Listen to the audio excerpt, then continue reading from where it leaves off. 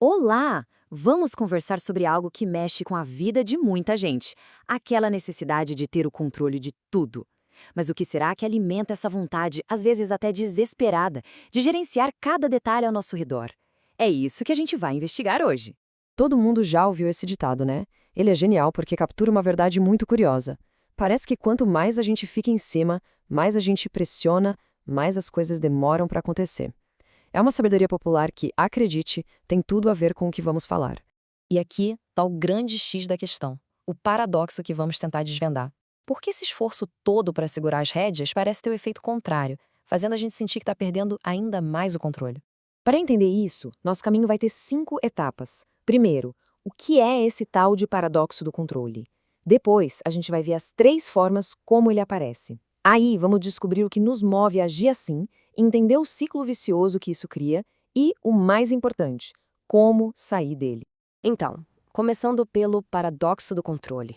Sabe, conceitos como soltar, que vem lá das filosofias orientais, ou até mesmo a ideia de ter fé, não são sobre desistir.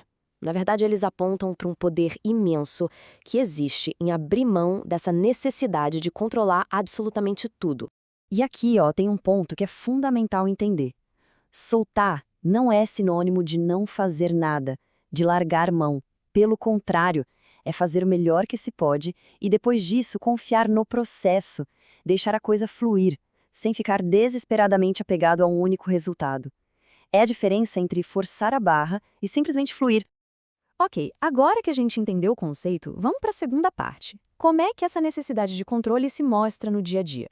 Acontece que ela costuma dar as caras de umas formas bem típicas. Geralmente, essa questão toda com controle se apresenta de 3 maneiras principais. E entender essas 3 faces é o primeiro e mais importante passo para a gente conseguir identificar o que pode estar acontecendo na nossa própria vida. E são essas aqui. A primeira é a ativa, aquela necessidade de controlar as pessoas e as situações.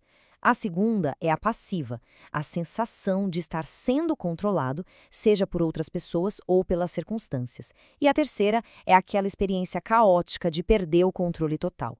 E o curioso é que uma pessoa pode viver mais uma delas ou até ficar circulando entre as 3. Tá, mas por que agimos assim? Esses comportamentos não vêm do nada. Eles são alimentados por um motor interno superpotente, as nossas emoções. E agora a gente vai descobrir quais são elas. Antes de olhar o mapa das emoções, é crucial sacar uma coisa. Nossas ações, principalmente essas de controle, são uma mistura de razão com emoção.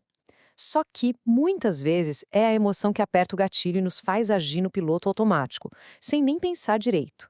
Olha só que interessante este mapa. Repara como o medo é um fio que conecta as 3 faces do controle. Para o controlador, o medo está lá, mas o prazer de conseguir o que quer também reforça o comportamento.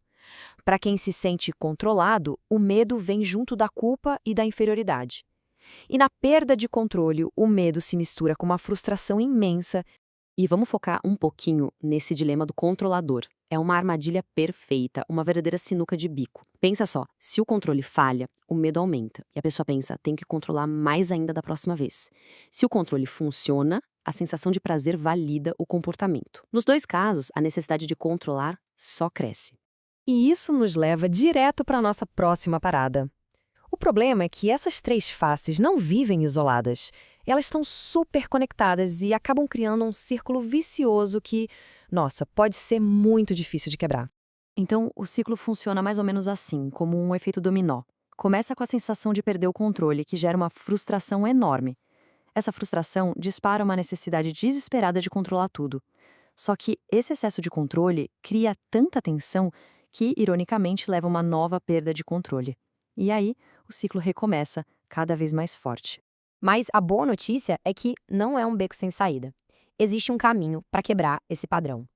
Agora a gente vai sair do problema e começar a olhar para a solução, para como é possível interromper esse ciclo e começar a fazer escolhas de forma consciente. Essa analogia é simplesmente perfeita. Pensa na mente como se fosse um celular com a memória cheia. Quando ela está sobrecarregada de emoção, ela simplesmente trava e age no automático. Para a gente conseguir voltar a escolher, primeiro a gente precisa liberar esse espaço, fazer tipo um backup das emoções. E o caminho para fazer isso pode ser dividido em 3 passos bem simples. Primeiro, identificar qual é a emoção que está servindo de gatilho. Segundo, criar uma pausa, um espacinho de tempo entre o que se sente e a reação automática. E terceiro, Usar esse espacinho para fazer uma escolha consciente, uma que quebre o padrão antigo. E no final das contas, é sobre isso.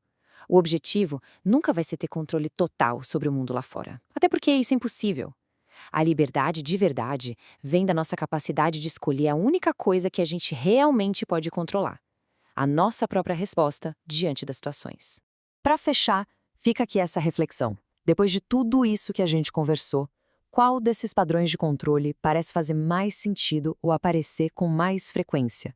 Identificar já é o primeiríssimo passo, mas é a escolha do que fazer a partir de agora que pode mudar o jogo completamente.